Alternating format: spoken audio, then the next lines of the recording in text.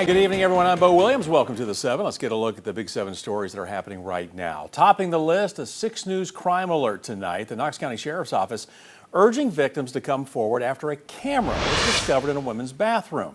Now, we're told the camera was found in the ceiling of the women's bathroom at the Cove at Concord Park in Farragut. The Sheriff's Office beginning its investigation after someone noticed something suspicious in the bathroom.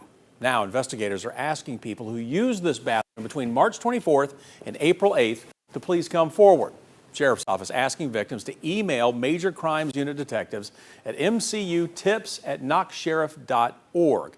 Just to be sure to list when you visited the restroom as well as your contact information so that a detective can reach to you. Of note, a suspect has already been taken into custody in this case, and a Knox County grand jury returned a 5-count presentment against him yesterday. 33-year-old Tony Strand faces 3 counts of especially aggravated sexual exploitation of a minor, 1 count of observation without consent, and 1 count of burglary. His bond has been set at $500,000. Meanwhile, Knox County Sheriff Tom Spangler writing, quote, "We appreciate the urgency and sensitivity of this matter and are dedicated to bringing justice to all affected individuals. We encourage anyone with information to come forward and assist us in this ongoing investigation," end quote. City of Pigeon Forge looking into adding emergency sirens as a way to alert the public during severe weather or any other urgent situation. Now, Sevier County Mayor Larry Waters shares that after 2016, the fires, the county received an after-action review and how they can improve in emergency responses. One recommendation was a siren system. Now Pigeon Forge is following suit. Sevier County has a growing population of over 100,000 and 20 million plus visitors they have to keep safe. It is just one more tool to reach the population in event of emergencies, whether it be fires, whether it be floods, or tornadoes, whatever that emergency is, that's one more tool. City plans to use hazard mitigation grant funds to fund the sirens. All right, a Jefferson City father has been charged after someone found a toddler wandering in the streets Tuesday afternoon. We're told officers with the Jefferson City Police Department responded to the area of Moody Road around 6:15 after the toddler was found. The child was uninjured, and Child Protective Services were notified and responded to the scene. Officers were able to determine where the child lived and found the father, identified now as 28-year-old Curtis Chapman, inside the home in a semi-unresponsive state. After speaking with Chapman, officers reported that he seemed to be under the influence. Chapman was arrested and has been charged with felony child neglect and endangerment. Knox County school leaders are proposing to increase the cost of school meals to address rising food costs.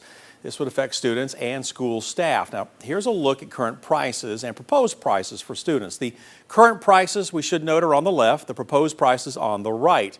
If passed, breakfast would cost an additional 25 cents, and elementary, middle, and high school lunches would cost an additional 50 cents. So, if your child eats breakfast and lunch at school each day, you'll be paying an additional 75 cents a day. Over the course of a week, school meals would cost $3.75 more. Over the course of a school year, which, by the way, has 180 instructional days, you would pay upwards of $135 more per child. Again, right now, price increases are just a proposal. The budget will be voted on April 29th, and a special called meeting. We'll, of course, be watching to see what happens then. Well, the impacts of federal funding cuts to Second Harvest Food Bank are now visible. Take a look here behind me for a moment. These empty shelves at Second Harvest Maryville Warehouse normally hold USDA food. Second Harvest says the empty shelves represent a glimpse into what the nonprofit is now dealing with after 21 truckloads of USDA food were canceled due to federal funding cuts. Now, we previously told you when this happened, and while the nonprofit's executive director says Second Harvest is working to replace those losses, she says it will not be easy without the community's support. The demand for food has risen about 20% in the last couple years. The cost of food, all of the entities that are going into when we go to the grocery store, our clients are feeling. You know, because Second Harvest lost this federal funding, it is now appealing to the community, asking for donations to at least make up for some of the losses. TVA taking yet another step toward what could be the future of nuclear energy, doing so right here in East Tennessee. The utility saying it has filed a letter of intent with the Nuclear Regulatory Commission aiming to build an advanced small nuclear reactor at the Clinch River site in Oak Ridge. Now, TVA says the notice lets federal regulators know it plans to submit construction permit applications and environmental this summer. The SMR would be the nation's first if the Tennessee Valley Authority's plans are approved. Now, the TVA already applied for an $800 million federal grant to get started, calling nuclear energy the future backbone of the power grid.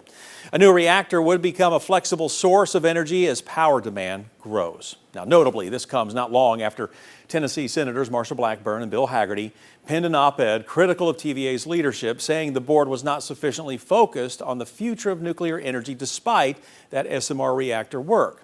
TVA responded to the op-ed saying that the utility is, quote, aligned with the administration's energy dominance policy. Well, it's taken years, but Knoxville's new multi-use stadium is now open. People seem, well, filling it up on opening day Tuesday. Good crowd out there, by the way, watching the Knoxville Smokies play in their new home for the first time. Meanwhile, construction work continues around the ballpark and around the area with developers continuing to build new housing. And local leaders say this is only the beginning when it comes to growth in the area. You know, today, while we were taping this week's episode of Tennessee This Week, I had the chance to talk with Knoxville City Council member Gwen McKenzie. And I asked her about what the new stadium will mean for the surrounding area now that it has finally opened. Last week, we were talking with Randy Boyd, and he made a comment that said this hopefully will serve as a link back to East Knoxville. It's already a link for the old city, but also open up the gates for the future development along the Magnolia corridor. So absolutely. How hopeful are you? I mean, this now seems to be the next big step and to really continue this process now that the ballpark is now on its feet and running. Well, absolutely. And that was one of my biggest attractions to supporting the stadium, was that it would be that economic driver, that catalyst that would revitalize Magnolia. And I don't know if you remember back when Magnolia was thriving, we had so many businesses, restaurants. I mean, there were people up and down Magnolia all the time, and there were thriving businesses. And so, do I see the stadium making that, bringing so many people back? I mean, the old city and downtown, right. Even with the opening up the stadium, people being excited about it. So now people are going to start venturing down Magnolia, who've maybe never been down Magnolia. So I think that the businesses that are already there are going to start seeing some of those increased revenues, increased foot traffic. And so I just want people to realize that there are so many possibilities. Magnolia, East Knoxville is going to be that place where people are going to want to be. My conversation with City Council member Gwen McKenzie continues Sunday morning, 9:30 on Tennessee This Week. And we'll talk more about the stadium, growth in East Knoxville, also about the confusion swirling around the future of Jim Clayton's Science Museum. Plus, our panel of pundits weigh in on the TVA leadership shakeup. Again, join us Sunday morning, 9:30 right here on WATE 6.